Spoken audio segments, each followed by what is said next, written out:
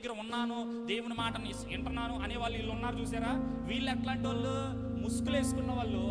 చూడండి, పై రూపానికి మాత్రమే దేవుని మాటను వింటున్నట్టు ఉన్నవాళ్ళు వీళ్ళు దేవునికి ఇష్టమైన వాళ్ళు కాదు. దేవునికి స్తోత్రం చెప్తామండి. దేవునికి ఇష్టమైన వాడు ఎవడు తెలుసా? పై రూపానికి కనబడినట్లు బ్రతికేవాడు కాదు, కానీ అంతరంగములో దేవుని మాటను విని దాన్ని అంగీకరించిన వాడు దేవునికి ఇష్టమైన వాడు. అట్లాంటి దేవునికి ఇష్టలను నా దేవుడు తప్పిస్తాడు వారి శ్రమలలో. దేవునికి స్తోత్రం చెప్తామండి. నా మాట దేవునికి స్తోత్రం చెప్తామండి.